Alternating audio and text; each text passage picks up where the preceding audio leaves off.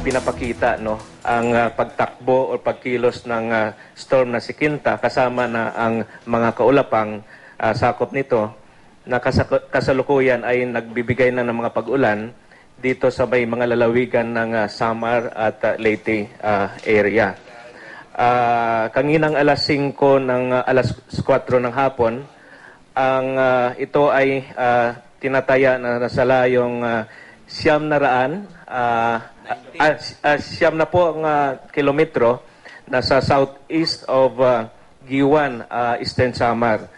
Taglay nito ang lakas na hangin na abot ng 75 kilometers per hour malapit sa sentro at bugso na abot ng 70 kilometro kada oras. Kumikilos ito pakanluran sa bilis na 24 kilometers per hour. Now, inasahan natin na ito ay tatama ng kalupaan mga bandang alas 10 ng gabi sa may Dinagat Island at just before midnight, ito ay nasa vicinity na ng Southern Leyte.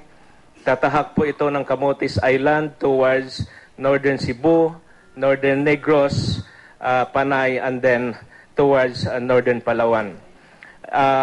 It will be in the vicinity of Cebu by around early morning tomorrow, just after midnight. And then in-expect po ito na lalabas ng Philippine Area of Responsibility about Thursday morning. Malaki po ang pagkakaiba ng Storm Quinta sa typhoon na si Pablo na nakaapekto. Itong Typhoon Pablo ay direktang dumaan doon sa may Compostela Valley and Davao Oriental. Again, gusto nating emphasize na itong bagyong Quinta ay hindi tatama sa mga areas na napiktuhan ng bagyong Pablo. Ang kanyang pagkakaiba, namuo itong bagyong Quinta, naging bagyo siya dito na sa loob ng Philippine Area of Responsibility, samantala ang Pablo ay nasa labas pa lang ng Philippine Area of Responsibility ay naging typhoon na. Inasahan natin na may mga pag-ulan, bagamat malakas, heavy to intense rainfall in the eastern part of the Visayas starting later today hanggang mamayang gabi, habang ang bagyong Quinta ay papalapit na ng kalupaan. Subalit inasa natin na ito ay occasional or hindi tuloy-tuloy. Now, ito ang projected track line ng bagyong Quinta.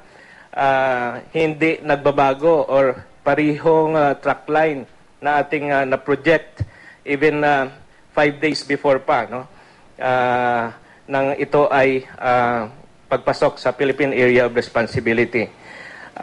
Nandito po ang location niya, 90 kilometers southeast of Giwan, Eastern Samar, at tatahak ito ng Kabisayaan at lalabas ng Philippine Area of Responsibility through Northern Palawan, specifically in the vicinity of Coron. Yan po ang press briefing ng Pag-asa kaugnay ng Tropical Storm Quinta na lalong lumakas habang patuloy na lumalapit sa silangan ng bansa. Inaasahan itong tatama sa lupa sa bahagi ng Dinagat Islands pasado alas 10 ngayong gabi. Pero di raw ito daraan sa mga tinamaan ng Bagyong Pablo. Sa ngayon, nakataas na ang Storm Signal number 2 sa Samar, Eastern Samar, Leyte, Southern Leyte, Northern Cebu, kabilang ang Camotes Island. Gayon din sa Dinagat Islands, Siargao at Surigao del Norte. Habang Signal number 1 sa Northern Samar, Masbate, kabilang ang Ticao Island, Aklan, Capiz, Antique, Iloilo, Guimaras, Negros Provinces at Siquijor. Signal number 1 din sa Agusan del Norte, Agusan del Sur, Misamis Oriental, Camiguin at Surigao del Sur. Huling namataan ng Pag-asa ang bagyo sa layong 90 kilometers southeast of Giwan, Eastern Samar. Taglay nito ang lakas ng hangin umaabot ng 75 kilometers per hour at bugsong nasa 90 kilometers per hour. Kumikilos ito pakanluran sa bilis na 24 kilometers per hour.